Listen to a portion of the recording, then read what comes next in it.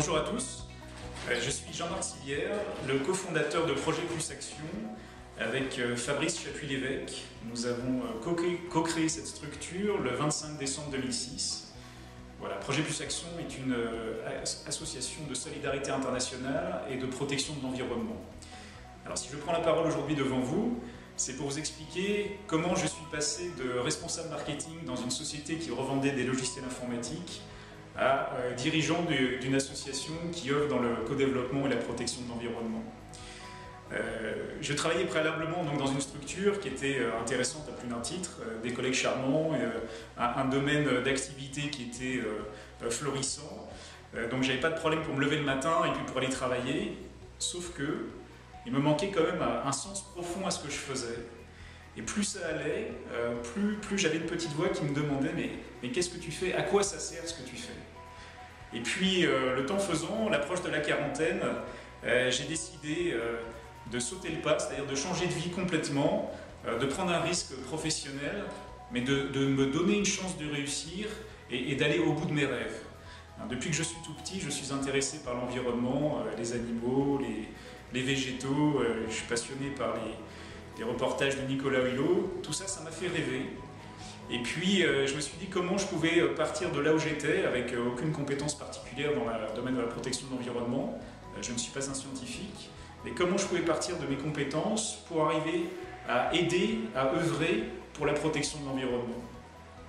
Donc en janvier 2006, j'ai rencontré une femme qui s'appelle Agnès Bogaki, qui était la tante d'un de mes collègues. Elle œuvre au Bénin depuis quelques années déjà, et nous nous sommes rencontrés, on a discuté pendant 4 heures, et elle m'a parlé de ce qu'elle faisait localement, et c'était tout à fait étonnant, puisqu'en fait j'avais fait des réflexions tout seul dans mon coin qui rapprochaient beaucoup sa philosophie d'action sur le terrain. Et donc en avril 2006, je suis parti au Bénin, et j'ai commencé à collecter des fonds pour un cheptel de moutons et de chèvres, et puis la création d'une trentaine un cheptel d'une trentaine de moutons et de chèvres. Et puis au départ j'étais parti pour rester uniquement 2 jours auprès d'Agnès, voilà, sur un voyage de 12 jours, et finalement j'ai décidé de rester les 12 jours et de travailler avec elle, et c'est comme ça qu'est née l'idée de Projet Plus Action, donc aider les associations locales à réaliser leurs projets. J'ai donc ensuite décidé de changer de voie complètement, petit à petit le besoin s'est fait plus fort. J'ai commencé donc à créer la structure et puis à travailler continuer mon travail habituel, et puis je me suis rendu compte rapidement que ce n'était pas possible de faire les deux. Il y avait une décision à prendre, c'est-à-dire soit je quittais mon emploi, soit j'y restais, je ne pouvais pas aller plus loin dans mes rêves. Donc c'est une décision qui a pris du temps, ça a mis à peu près 6 mois pour maturer, et puis Fabrice Chapuis-Lévesque m'a beaucoup aidé dans ce domaine. Il m'a fait un soutien psychologique, on peut dire, puisque sinon je pense que sans lui jamais j'aurais fait l'effort de prendre ce risque-là. Et puis finalement je ne le regrette pas, parce que c'est bien sûr difficile, c'est complexe, mais par contre c'est extrêmement intéressant, et j'ai l'impression aujourd'hui d'être vraiment dans l'axe de ce que j'avais envie de faire. C'est-à-dire, je suis vraiment complètement en phase avec moi-même. J'ai vraiment eu l'impression de rentrer dans un autre chemin de vie et de faire ce que je dois faire. C'est un sentiment qui est très très fort et qui est porteur. C'est vraiment quelque chose qui est extrêmement motivant.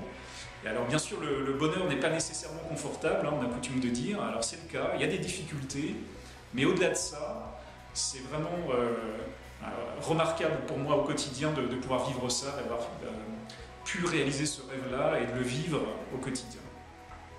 Voilà, donc j'ai décidé aussi de créer Projet Plus Action parce que j'ai eu une conscience assez tôt des problèmes environnementaux que nous vivons.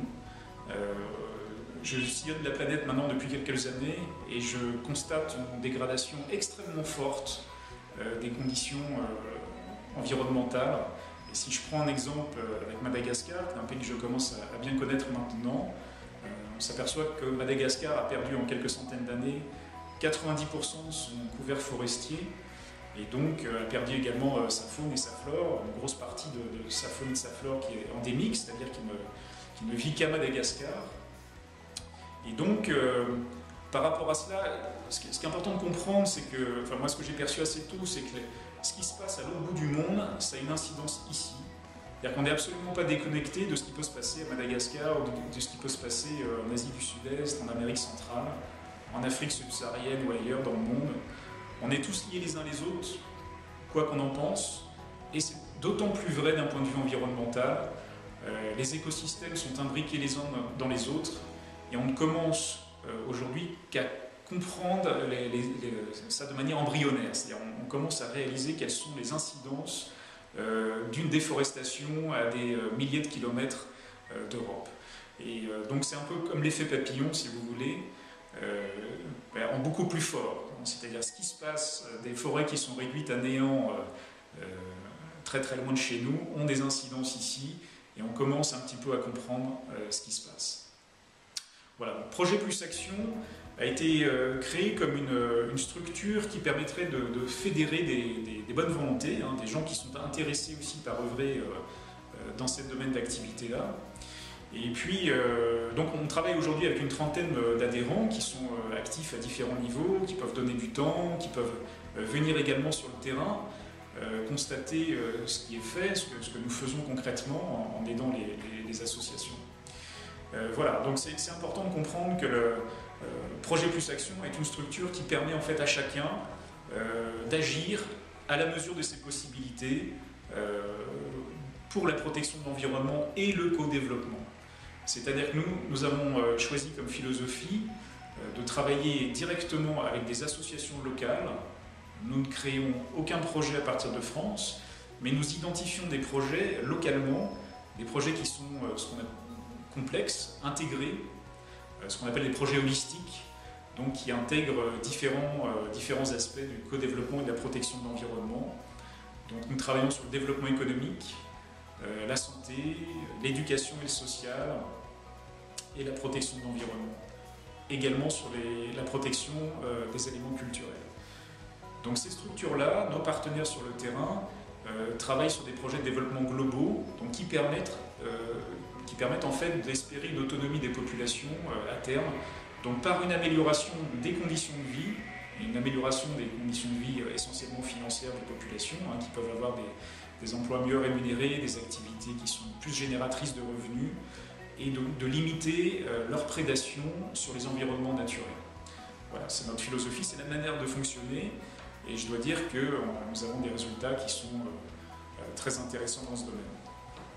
Voilà, donc je suis revenu de Madagascar il y a quelques jours, tout début décembre, et je propose en fait dans les jours qui arrivent de faire un montage avec les milliers de photos et de rushs, de vidéos que nous avons pu prendre sur le terrain.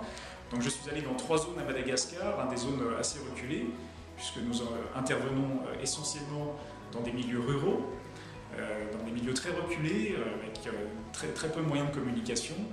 Donc je vais vous présenter cette vidéo dans quelques jours, une fois que le montage sera réalisé.